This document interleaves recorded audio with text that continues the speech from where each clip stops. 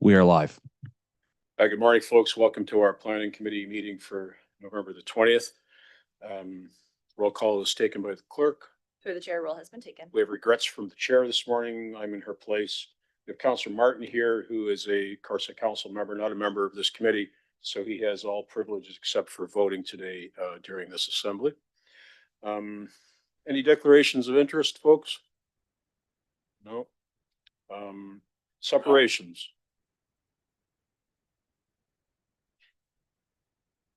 Did I hear a declaration? Did I hear a noise of some sort? Okay. Was that a sneeze, Councillor Carpenter? Oh, sorry. I thought that was a declaration. Any separations, folks? We have, of course, the planning item that's before us. Seeing nothing of the sort, could I get a mover and seconder for everything else, for everything before us? Thank you, Councillor Carpenter, the mover, and seconder, Mayor Davis. Thank you. So we will now go to the vote on the items that are before us to vote on. Items subject to the vote are item 6.1.1, extension to an approved draft plan of subdivision, phases 2 and 3, Shullard Lane, and the minutes from October 16th, 2025. I thank you for that. So we'll move on now to the statutory public hearing. Once the votes tallied.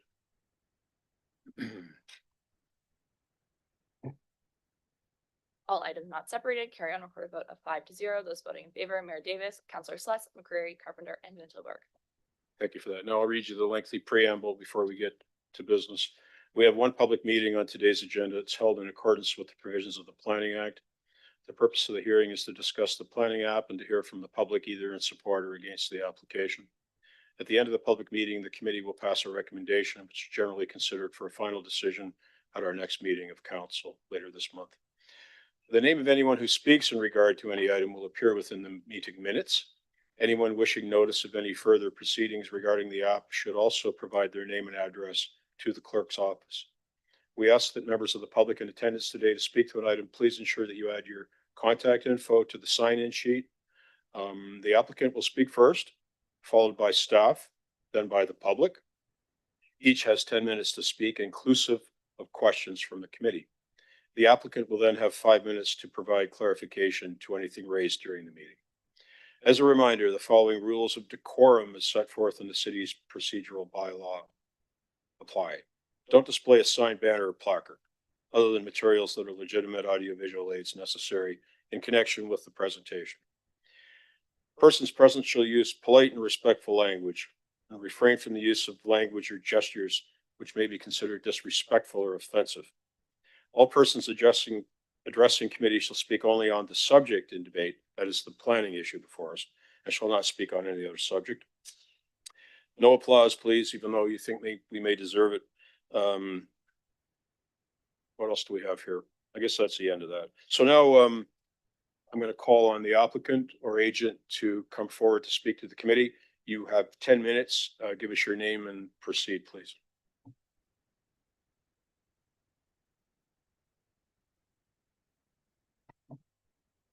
Good morning.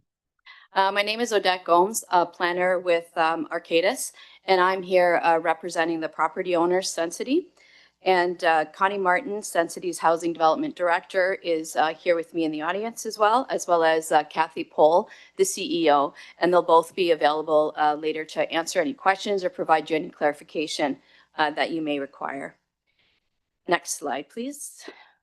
Don't know if do I have control of the slides? No, okay, thank you.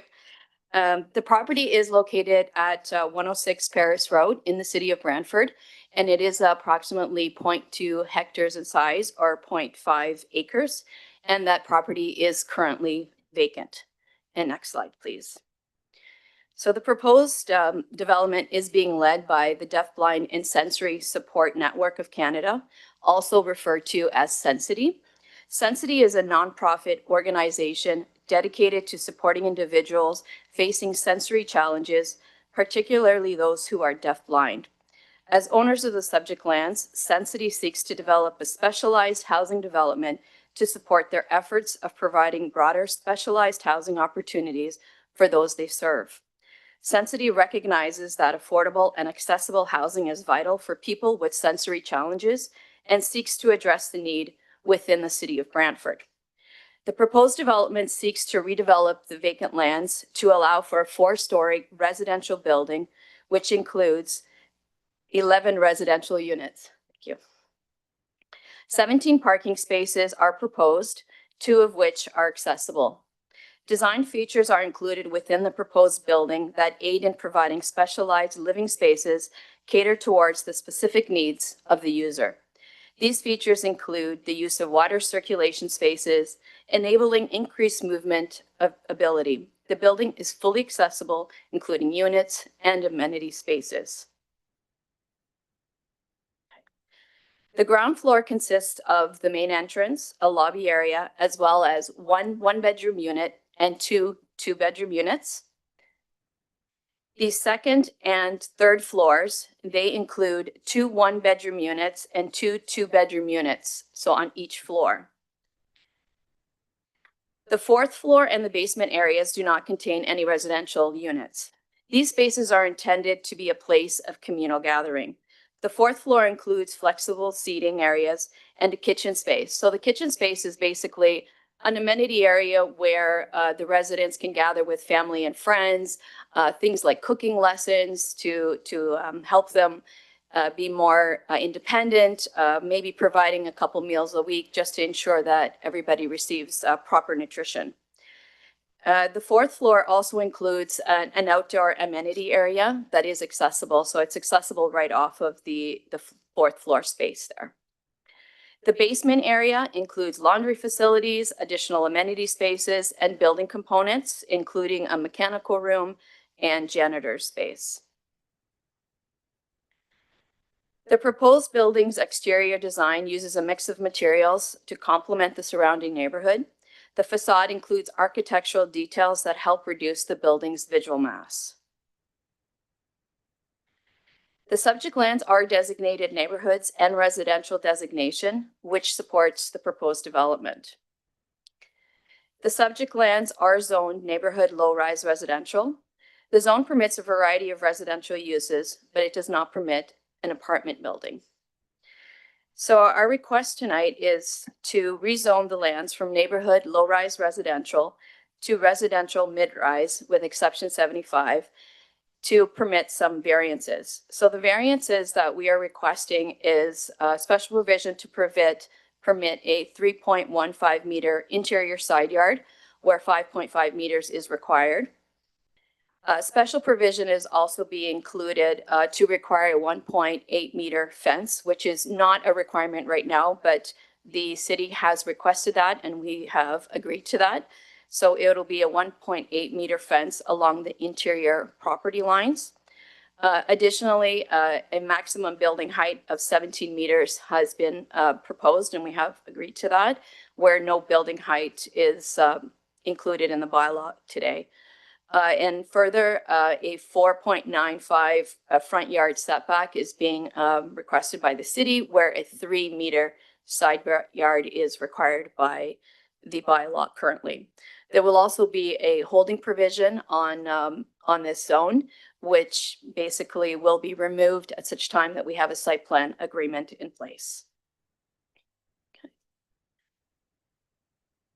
Okay, so the proposed development is supported by all the studies that have been prepared. We have prepared a noise study and vibration study as well, which is supported by the proposed development. The proposed development is consistent with the City of Brantford's official plan. The proposed development provides for efficient use of a vacant parcel of land and contributes to Brantford's housing stock. It's my professional opinion that the proposal represents good planning, and we ask that you approve our application this morning, and we'll be happy to answer any questions. Thank you. Odette, thank you. Councillor Sless, you have the floor. Thank you, Mr. Chair. Welcome, Odette. Thank you. The neighbor abutting you in the rear has raised a few concerns. Have you had the opportunity to speak with the neighbor and resolve those issues? I believe that the owners have had meetings with them, Okay. and they're also here. So if you want to speak with them as well. I wasn't aware of any issues that they had, but we're very happy to hear those and to deal with One them. that comes to mind is there's quite an extreme height difference between the two lots, and how that was going to be handled. There were a number of things that were contained, in correspondence from the resident. I just wondered if you had aired those with the, resident at this time. I have not had communication with them directly. Again, the owners have had meetings with them. Okay, But I'm happy to hear those comments Yeah. this morning, and then we can maybe address them. I as- believe the as we go. resident is in the room. I Perhaps believe we'll hear so, them a yes. little later. Yes, Okay, I understand. Thank that. you very Yeah, much. Thank you. Counselor, thank you. Counselor Carpenter, did I see your hand? Yes, thank you, Mr. Chair. Welcome, Odette. So this home, how is this different from Lyons McKinn's house? Sorry, can you repeat? How is that? this different from the Lyons McKinn's house on Henry Street? So basically what this is, it's just an affordable type rental apartment. So it just provides the opportunity for individuals that have some challenges to be able to live independently. So there's no full-time staff here. It's basically just based on the needs of the individuals that live here. So it's not a group home. It's nothing like that. It's just providing an opportunity for some individuals that may not be able to live on their own to be able to do that. So it'd That's be kind of what this is. Each unit fully accessible, is that the idea? Yes, yes. All right, thank you. Counselor, thank you. Mayor Davis, go ahead, please. Thank you, Mr. Chair, and through you to Odette. Odette, on Paris Road, there's a pretty consistent front yard setback. I mean, it's not exactly the same from property to property, but it does have fairly consistent, fairly deep front yards, right? Even the high school where it's set back and the neighboring commercial development. So I'm having difficulty understanding how this development with its front yard, how that is it consistent with, will it be much closer to Paris Road than the other buildings that are both east and west, north and south? Thank you. Through the chair. One of the things that we also considered is we pushed the building a little bit forward in order to be able to provide a little bit more area at the back so that we had like a bigger buffer, and there are some steep slopes in the back. And in order to make it work, that's how we had to establish the building on this site.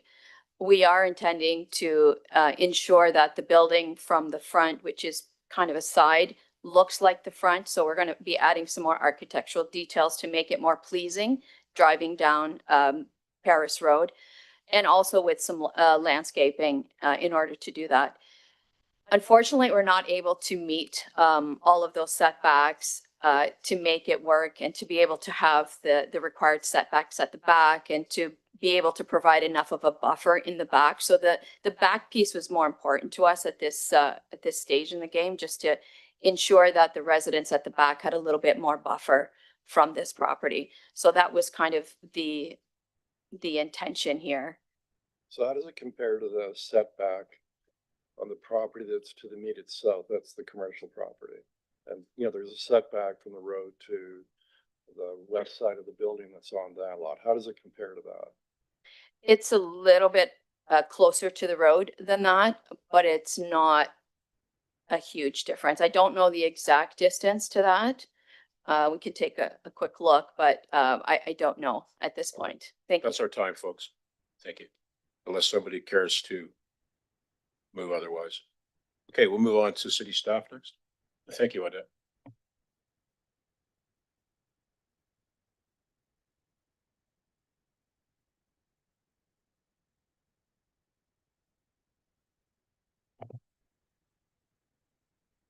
Okay, good morning, committee members and members of the public.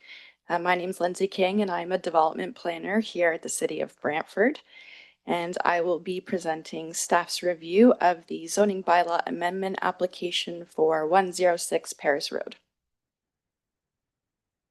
So just to recap, what's being proposed here is a 4-story, 11-unit apartment building.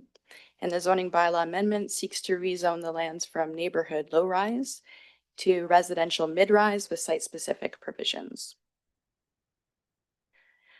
So for some context, the subject lands are located within an established low-density neighborhood with a mix of detached dwellings, but there's also commercial buildings and institutional uses nearby. Immediately to the southeast is a group home, and across from Paris Road is the CN rail line. So this site occupies a transitional area between lower density residential uses and more intensive non-residential uses where staff feel that a modest residential intensification project can be appropriate, provided that design and mitigation measures are in place. From a policy perspective, the 2024 provincial planning statement does direct municipalities to make efficient use of land and infrastructure, and also supports a range and mix of housing types. It also protects major transportation corridors such as the CN rail corridor, and requires mitigation where development is proposed on adjacent lands. Looking at the city's official plan, the residential designation permits the proposed apartment building use. It also states that intensification within established neighborhoods should generally take the form of compatible infill on vacant or underutilized lots. It also outlines criteria for site-specific zoning bylaw amendments for mid-rise residential buildings specifically, and these include being on a suitably sized site, having frontage on an arterial or collector road, such as Paris Road, being in proximity to parks and transit, and demonstrating compatibility through scale and design. So in that context, staff are recommending the additional zoning bylaw amendments that the agent mentioned, which are meant to support land use compatibility by supporting appropriate massing and privacy measures. So they are the inclusion of a minimum fence height of 1.8 meters, a minimum front yard of 4.95 meters, and a maximum building height of 17 meters. So staff have carefully considered compatibility with the surrounding properties. The proposed four-story building would represent a moderate increase in height compared to adjacent buildings, but one that staff feel can be appropriately transitioned through setbacks, landscaping, and the built design. As mentioned, the plan for this purpose-built apartment building is to provide housing for the deaf-blind community, which is very similar to the nature of the adjacent group home. So technically, this is an apartment building since there won't be that centralized, coordinated daily service for tenants, but the function and scale of occupancy remain consistent with the supportive housing that's already established in the neighborhood. So with the recommended site-specific provisions that would limit the height of the building, its proximity to the road, and also require those minimum fence heights, staff are of the opinion that the proposed development represents compatible infill. We are, though, recommending that a holding be placed on the zoning to ensure compatible design. So the holding would require the applicant to update the noise and vibration study if deemed necessary by CN Rail, who are still reviewing the studies. It would also require that the project go through site plan control, and that's regardless of the number of units that are proposed, and despite that Planning Act provision, which exempts less than 10 units from site plan control. Of course, public input is a very important part of the process. We've now received 3 public comments, and they generally note concerns about traffic, waste management, compatibility, stormwater drainage, and landscaping. Oh, pardon me. In conclusion, staff are supportive of the zoning bylaw amendment, subject to the additional staff recommended site specifics and the holding provision, which I think will address many of the concerns that have been raised by the public. Staff think that this project does represent compatible infill, which is encouraged by both the official plan and the provincial planning statement, and so are recommending approval. That concludes my presentation, but happy to take any questions. Lindsay, thank you. That was excellent. Mayor Davis, you have the floor, followed by Councilor Carpenter. Yeah, Lindsay, that was very professional, excellent presentation. Very impressive. Question for you, similar to what I'd asked Odette, and that's the setback from the west side of the building to Paris Road. And you had that one, I think it was a Google satellite map showing the location of the buildings. Can you pull that slide back up?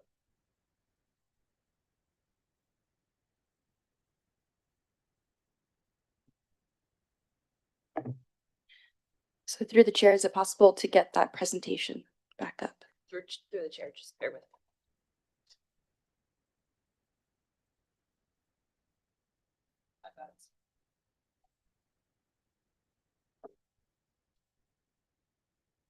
I think it's the third one. Yep, this one. Whoop, that one. So the commercial building that's 2 lots over towards the high school, how does the setback, front yard setback, how does it compare to that setback? So through the chair, what's being proposed is certainly closer. It's more comparable to the St. John's College, which you can see at the southeast there. There are also properties at the corner of Paris Road and Sky Acres Drive, which I believe you can just see as well in this aerial, that are quite comparable to that frontage. And then again, at the corner of Paris Road and Queensway to the south. Right. So how much closer to the road is it as compared to the commercial building? So like a foot, 2 feet?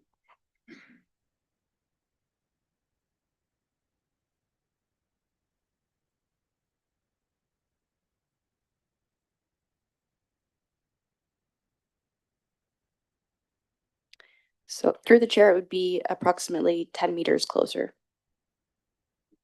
Okay, yeah.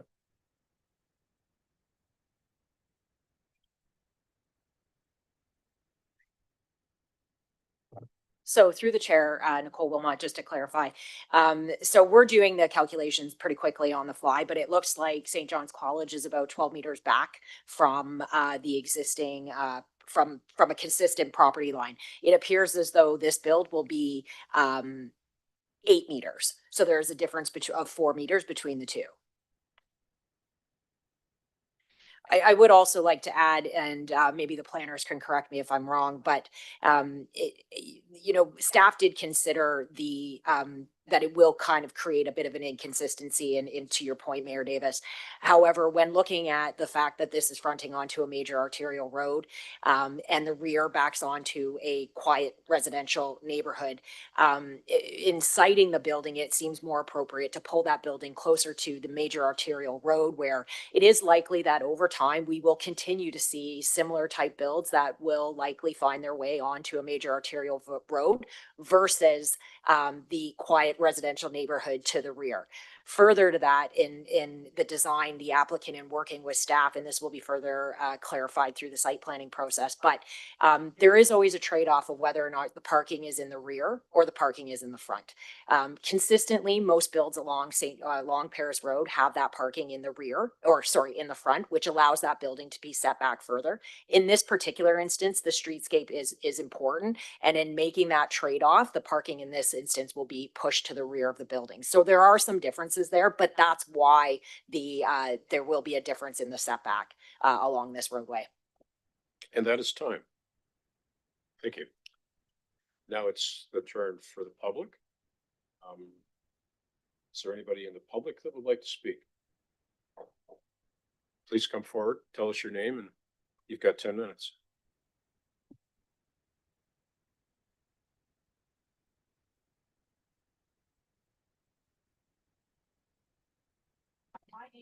To turn your microphone on, please press the button on the right-hand side of the microphone base.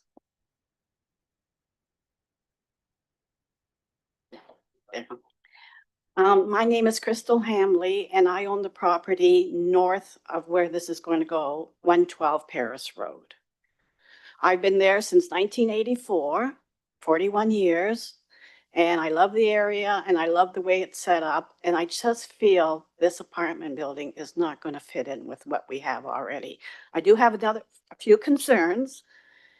And the one was the building coming out closer to Paris Road is gonna block all the views and everything. And plus, I feel it's gonna overpower the group home. The group home's been there, the group home is no problem. They keep it nice, the people come and go, but this is gonna tower right above it. The other thing is I'm concerned about the parking, 15-car parking at the back, and it's gonna butt up to my garage.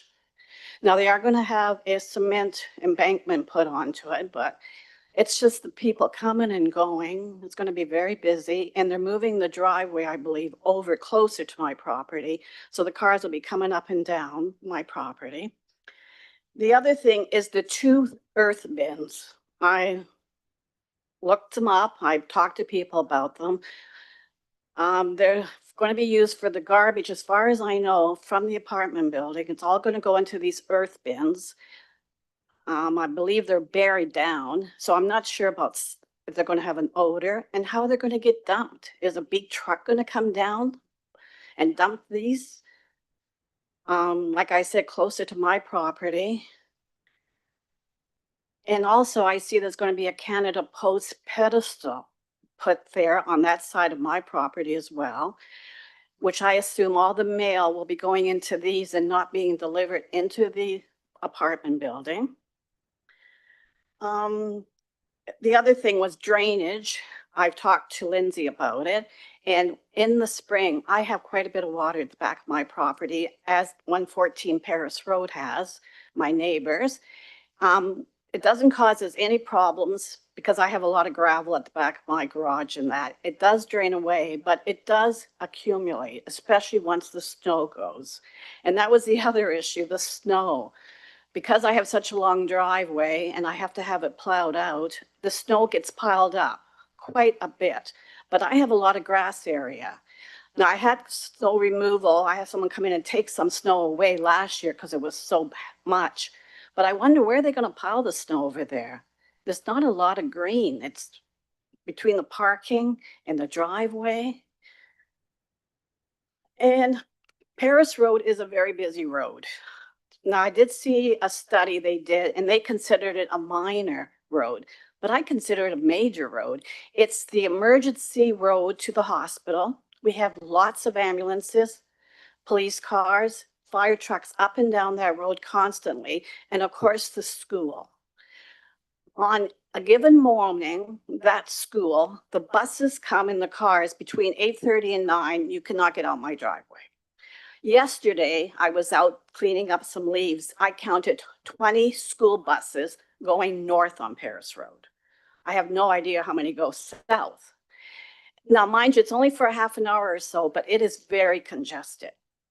And that's something I think should be considered too. And of course, the train. I've got used to the train over the years, but the train, it comes through 24 hours. And because there's the crossing, they ring those bells or the horn. And the other thing is the vibrations. Like I constantly are adjusting my pictures and other things on my house, especially when the large trains go through. So those are some of mine. Like I'm not against the blind and the deaf having a place to live. I think that's wonderful, but I just don't think it's suitable. And that lot is not all that big, to be honest. It's not much bigger than my lot. And to have a huge 4-story apartment up there when it's all single family homes and has been all the time I'm there, and in behind me too, it just does not fit in, I don't think. Thank you. Crystal, thank you for your presentation. Questions from the committee?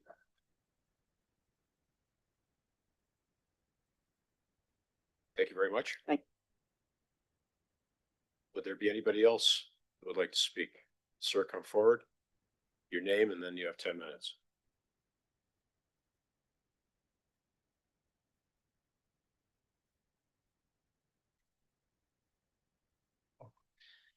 Good morning. My name is Jeff Smolars. I live at 28 Marigold Street, which is the property directly behind the 106 Paris Road.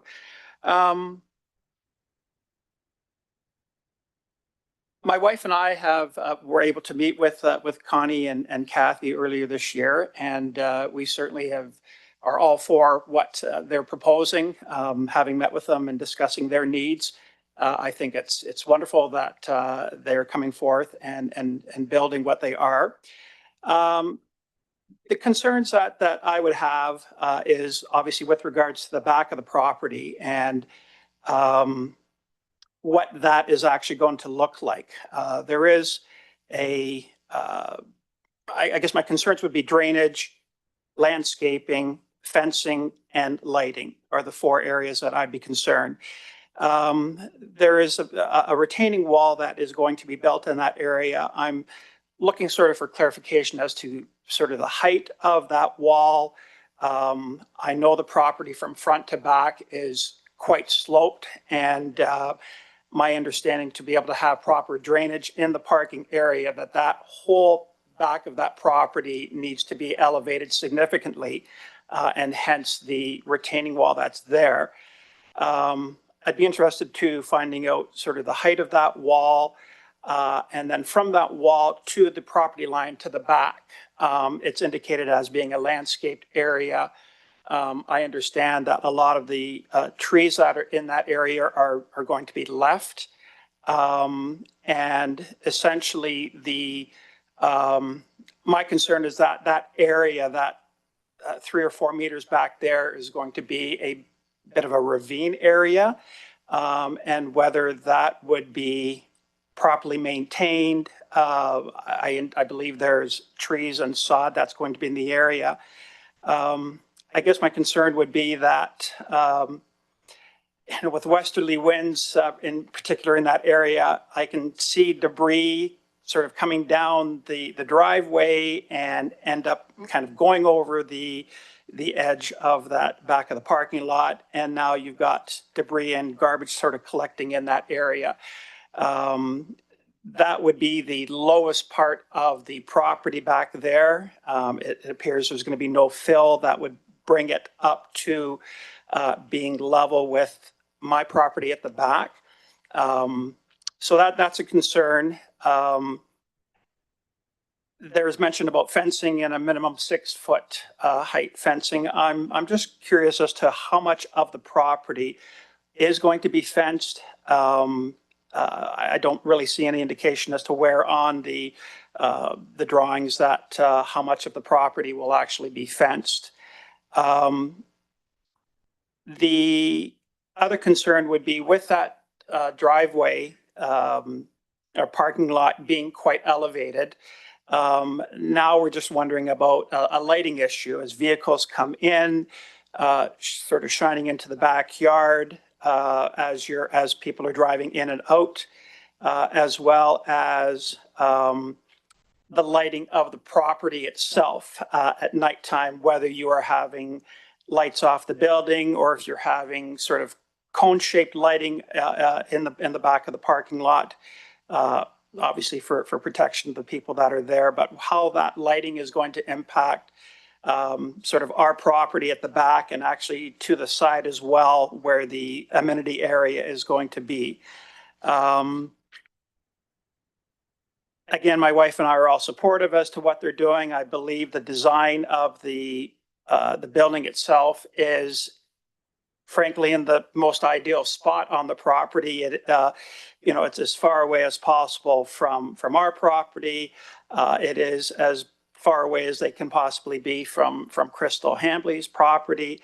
You have the group home on that side, sort of on the south side, and that's doesn't impact them as much as it would sort of the residential people around it. So I know I haven't spoken to Odette specifically about the finishing product at the back of the property. So again, I just would want to know more detail as far as what that is going to look like and how well that area will be maintained in the future. Thank you. Thank you for your presentation. Questions? I see Councilor Carpenter. Go ahead. Thanks for coming. You didn't mention anything about the height. You're not concerned about the height of the building? No, I'm not concerned. Again, where it's situated on the property where they're building is probably the best area that it could be. And even with the setback that's being proposed closer to Paris Road, then again, that's farther away from sort of our property, the back, as well as Crystal. So the fact there are no balconies and things that people can be looking out and looking over is a nice feature. So Okay. the height of the building, from my perspective. And the is- elevation of your property, your backyard to the elevation of this property, what is that like? Your balcony can go- I want to say it's 2 feet, 2.5 feet. So I do have a fence, which is actually on our property, but essentially it comes out. We do have a bit of a retaining wall there. And I want to say it drops 2.5 feet. So then from what is being proposed, is that landscaped area would stay at that same level. And then I believe it's 4 meters away, you are now having a retaining wall. Because that property is so sloped, for them to, in order to have proper drainage, from what I understand, is that the entire property at the back has to be elevated significantly, so that allows proper drainage from that parking lot to Paris Where, Road. does your backyard drain to that, towards that property? Sorry? Does your backyard drain towards that property, or are you higher than it drains towards the? I'm higher than that property at the back, so there is no significant change in sort of the levels. So we really don't have a major issue, although it is going to be the lowest area on that property. So In the spring, you don't have any water ponding. I know sort of Crystal does, and the neighbor beside them has significant free water in the springtime. I guess more concerned that area being the lowest on the property is now going to be sort of a collection area of of leaves, of debris. How well that would be maintained, I guess, would be up to the property owner.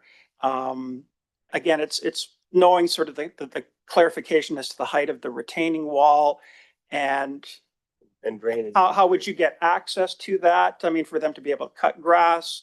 Sort of that would be questions I guess would have for Odette to clarify. Thank you for that. Thank you. for coming. Counselor, thank you. I have a question for you. You'd indicated a concern, I believe that the other neighbors did as well, about headlights Yes. and lighting. Would that concern be resolved if it were a completely impermeable fence? And that's a question that I have with regards to fencing at the back. Because that parking lot is going to be elevated, again, I'm not sure height wise, I would assume at least 4 to 5 feet to get the proper drainage. So now you do have vehicles driving down that parking, the driveway to the back parking lot. And now you potentially would have a lot of lighting. I'm assuming that would be over top of the fencing that would be there, or that, at least my fence that's there. So whether, you potentially would have a higher fence to sort of avoid that. Now you're sort of getting into the tree level as well, as because some of the trees would be left there, then how much of those trees would actually impede lighting that's into the backyard, I'm not exactly sure. So certainly a fence would help. And again, just knowing what size of fencing and what type of fencing would be there is something I'd like to know. Thank you for that. Counselor Sluss, you have 44 seconds. Okay, thank you, Mr. Chair. A number of your issues that you've raised and that Crystal raised will be dealt with during the site plan approval process. And I'm just wondering, through to staff, would the residents have the opportunity to participate in that, in formulating that document? Through the chair to the counselor, you are right. So the concerns that both the residents have raised here today are generally dealt with through the site planning stage. So the zoning stage is really just to establish the use. Based on the information that we have today, we feel that it is appropriate at this stage to staff are recommending approval, but that those technical details would be established through the next phase of technical design with the applicants. Site plan is not a public process. There will not be a public hearing associated with a site plan application. But that being said, there is no reason why staff as well as the applicants, and they are nodding their heads, are more than willing to sit down, and city staff can facilitate that discussion to ensure that some of the comments, because they are quite technical, can be addressed through the site planning stage. Okay, so just to Oh, summarize. what sorry, you- further to that, if I Council, may just. We are out of time, folks. Oh. Thank you. Applicant, I'll yield back the floor. you're too kind. Applicant, would you like to clarify? You have 5 minutes if you do wish to. Completely optional, of course.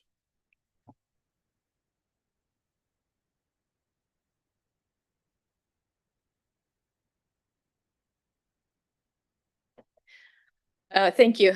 Through the chair, I'm going to try to do this real quickly. I took all the notes and I'm going to try to provide as much information as possible. But again, yes, we are very willing to work with the residents through the site plan process and make sure that they're part of that process as we go along.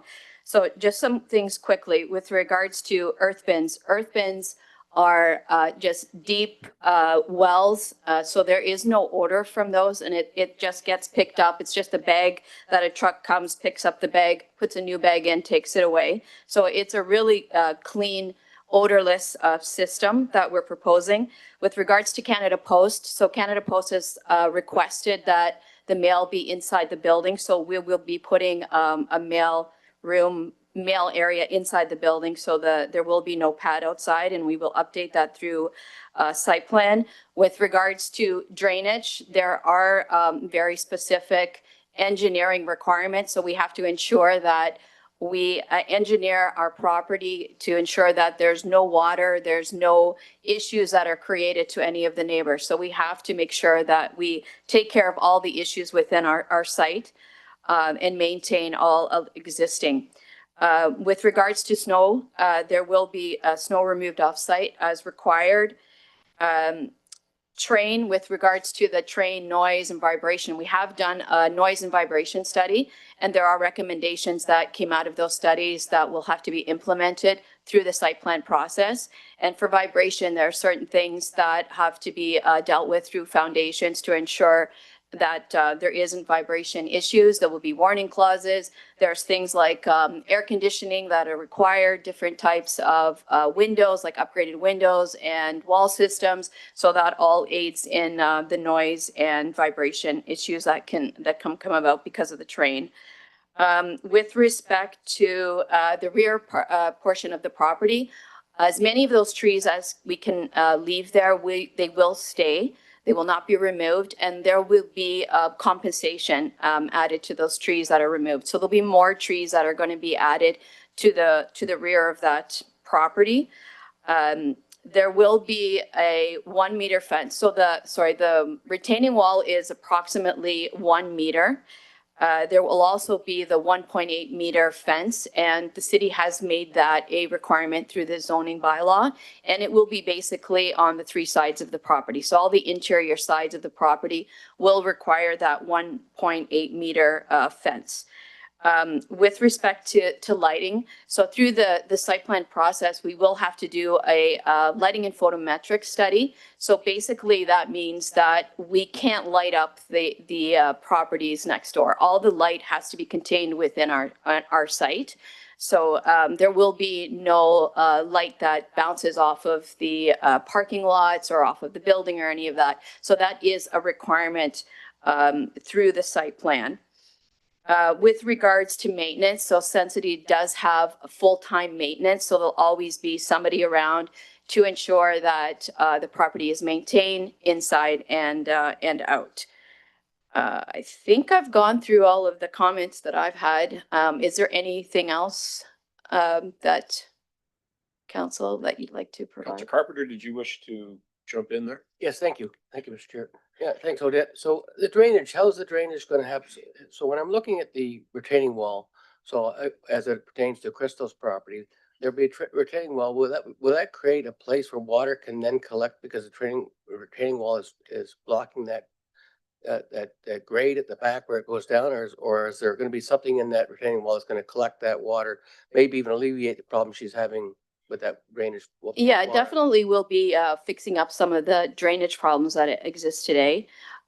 There'll be more detailed engineering that's done through the site plan, but there'll likely be parking lot storage if there's some underground type tank or something that's required to contain the water and then let it out flow slowly. Those are things that we will work through with the city through the site plan process. We'll have an outlet down there so that it's any water that's happening on Crystal's property now at the back because of that ditch will actually drain into that draining well and go to the storm sewer. Yeah, through the development, there are problems that we have to fix, and we Okay. will. Now, when you remove the Canada Post pedestal, will Yes. that mean you'll increase the landscaping area, which is again adjacent to Crystal's property? That's correct. And is that landscaped area going to be treed? We will have a landscape plan that will be part of the site plan process as well. And yes, there will be vegetation, trees along those buffers. And that's kind of the purpose of having those landscape buffers around the property, is to provide just kind of one more level of kind of protection buffering And from the adjacent one final properties. question. There's a balcony on it. That balcony, is that balcony overlook Paris Road? Balcony's at the front? Is there a balcony where this? There's no balcony. Okay, so the original picture looked like there was a balcony there, but there's no balcony. No, there's like a terrace on the fourth floor. Yeah. Like just an outdoor area, which may be covered, but it's not a balcony. Oh, it's- And that is time, folks. Thank you. Thank you. Thank you. Thank Thank you you. for that clarification of that. We are now into the debate portion. This is already on the floor. We saw the mover and seconder for all items initially. Comments or questions from committee?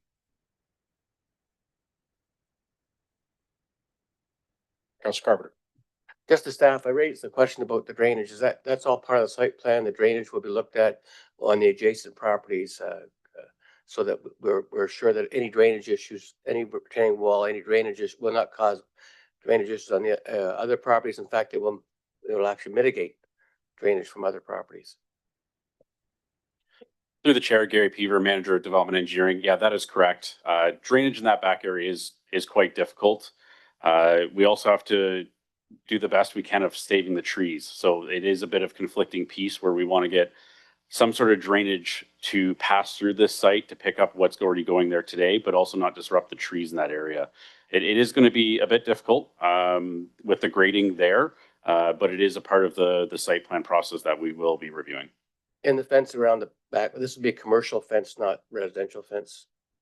Through the chair, that is typically correct. And I think, talking about the fence and just where it's going to be located also as a part of that site plan review, making sure that the fence elevation is key to the elevation of the cars, because there is still quite a bit of a drop off there. All right, thank you, Mr. Chair.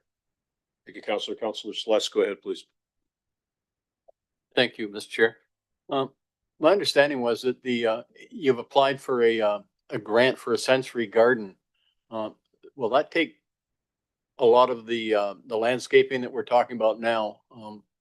Assuming that that's successful, and it sounds like it would be. I know our Parks and Rec folks have endorsed what you've, and I think they've sent letters of recommendation on your behalf. I see heads going up and down, so I'll take that as a yes. Will that take a big portion of the property? I know in touring your Paris location, you're very big into the sensory garden and the types of amenities that the folks that would live there would appreciate. Will that be I'm presuming that will be carried over into the new build. And as far as the maintenance and that, I think if there's concerns around the table or in the neighborhood, as far as maintenance of the property, I think probably a visit to Paris would serve well. Their property is meticulous. They look after it. It's somebody's home. And it's dealt with that way. So the property will be well maintained, assuming that they look after it the way they look after their other properties. So I'm pleased to support this. I think we're becoming a type of community now with the blind school and now this type of an operation coming in. it's good. It's a caring community and I think these folks need a place to live. And I think this is a perfect situation for them. I know the train, I think was talked about with the noise of the whistles and that, probably not a concern to these folks. So I think that's a good thing. So I think it's an appropriate, build in an appropriate place. So thanks again for coming forward. Thank you, Counselor. I'll say this, a less permissive chair would remind folks to stick to the planning issues, but I will not. Next up would be the mayor. Mayor Davis, you have the floor. Yeah, for me personally, looking at this and applying proper planning principles, I think that's what we're asked to do. I understand that the use and the users here and the owners have an impeccable reputation. They have provided the kind of services that, I commend them for it. They've done an excellent job. I have no doubt that this facility would be well run and would not be a nuisance to the neighbors. But I'm looking at this based on planning principles. I have serious concerns about overbuilding on this lot. And the problem is that the lot's too narrow. It's not deep enough.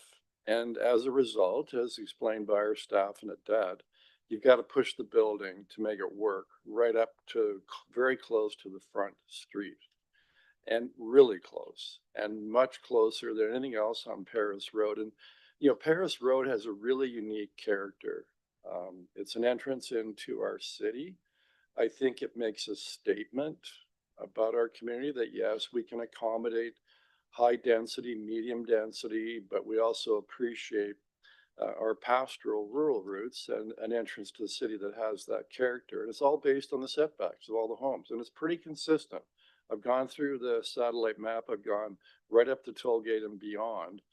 And there are very few exceptions to that streetscape. There are, of course, the intersections like Sky Acres and Daniel Place. But I feel this is too much for this lot. It's too disruptive to the streetscape. I agree with Crystal on this. And unfortunately, we let this one proceed. It's going to be a template, and you're going to change the whole character, I think, radically, of that very unique entranceway into our city. I understand all the other good arguments and in support of the application. I mean, this is why it makes it so hard. And so I'm looking at it based strictly on my interpretation of planning principles and applying it in a way that I think we're required to by the Planning Act. So difficult decision, but that's how I'm coming down on it. Thank you, Mayor. Further speakers? Councilor Caputo, did I see your hand up? There's no one else who's a committee member? Are you sure? Okay, all right. I'll jump in then. I do have a number of questions and I better set the clock here so I don't speak too long. So I know Councilor Carpenter will be watching. With respect to the retaining wall at the rear, Councilor Martin and I had a circumstance a number of years ago where a retaining wall was built without any advanced thought to how it would be replaced at a later date, and it turned out to be quite a complex, expensive, and traumatic experience. So we have about 4 meters between retaining wall and the neighboring property. Would that be correct?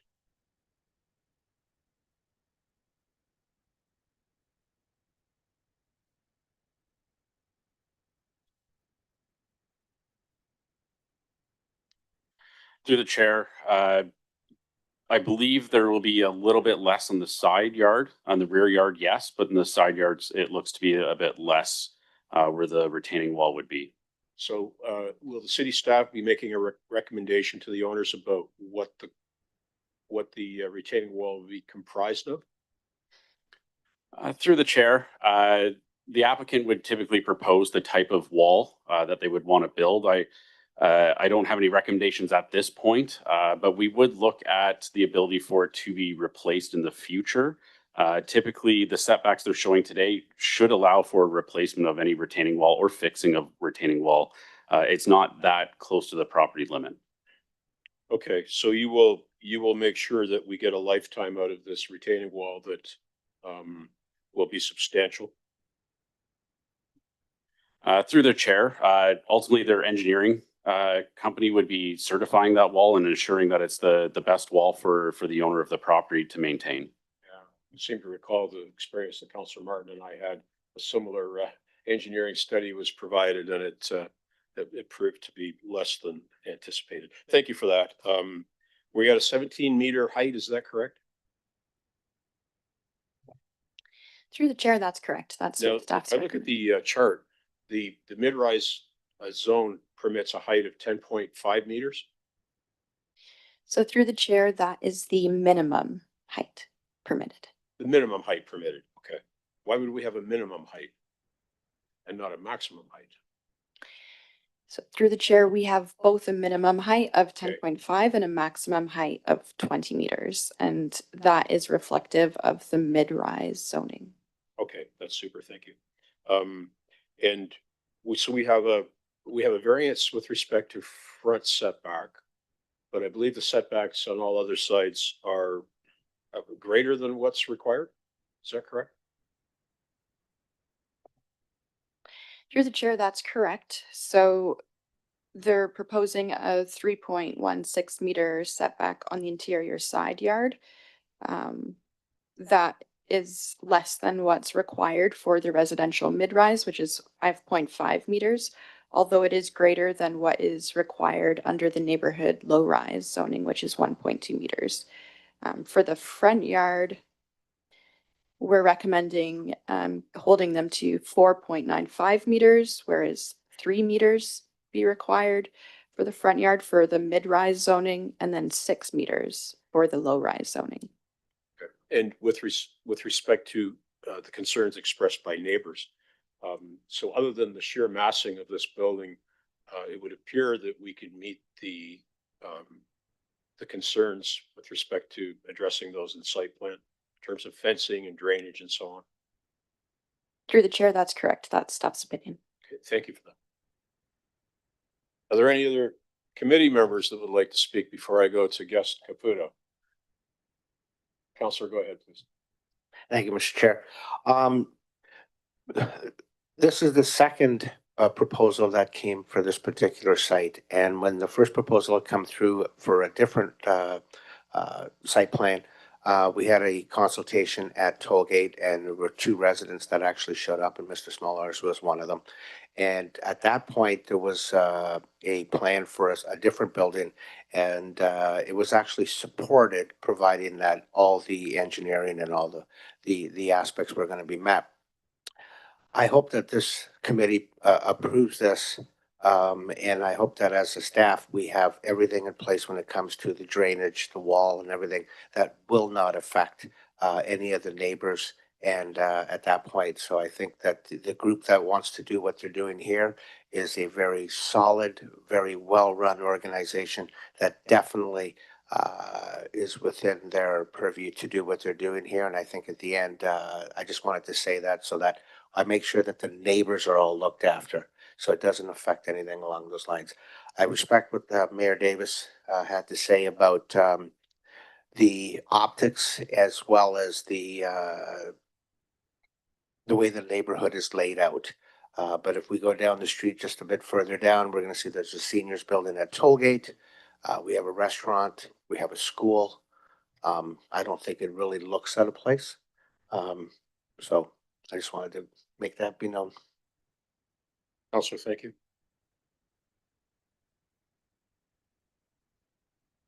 Pretty quiet bunch today. So let me just make a comment. I want to address what Mayor Davis said, and he's absolutely correct in his assertion that this could very well result in considerable intensification to this neighborhood. And we've seen it with the adjacent developments. I think all of us were here for the planning issue with respect to the group home. Some of us probably were here with respect to the commercial development to the south of that. And I do agree with the mayor that this does change the look of the street.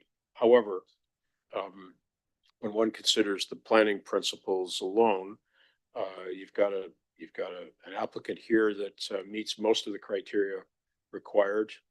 Most of our own most of our own rules and regulations are adhered to with respect to this planning application. It certainly complies with what the province wants to see in terms of intensification. And I think, as Councillor Caputo had indicated and staff had indicated, I think to the large extent, we can mitigate the impacts on the neighborhood in all respects, except for the size of the darn building, which as well complies with planning principles. So I'll be supporting this. I'm surprised we didn't hear from more neighbors, actually, because of the legacy neighborhood to the east and northeast. And perhaps we'll hear from more people before this comes to our council meeting at the end of the month. So Councillor Carpenter, second thoughts, please go ahead. Yeah, thank you. You raised some points that, it is an entranceway to the community, but so is Colburn Street. An entranceway to the community, and that's changing dramatically. We've made an intensification corridor. We've made major streets intensification corridors because they're on major streets, and the fact that we want to build intensification on major streets because that makes more sense for traffic, for busing and so forth. And the people in my ward on Colburn Street have recognized that we're going to see a lot more high-rise development there along Colburn Street because it is an entranceway and it's an intensification corridor. So I do think that the rest of Paris Road will eventually be developed. This will be, I agree with Crystal that came, this will create changes along that streetscape, but those changes are inevitable. Because any place you look in the city where there's large pockets of land, you're going to see intensification going up, not out, and that is the future. Thank you. We shall go to the vote.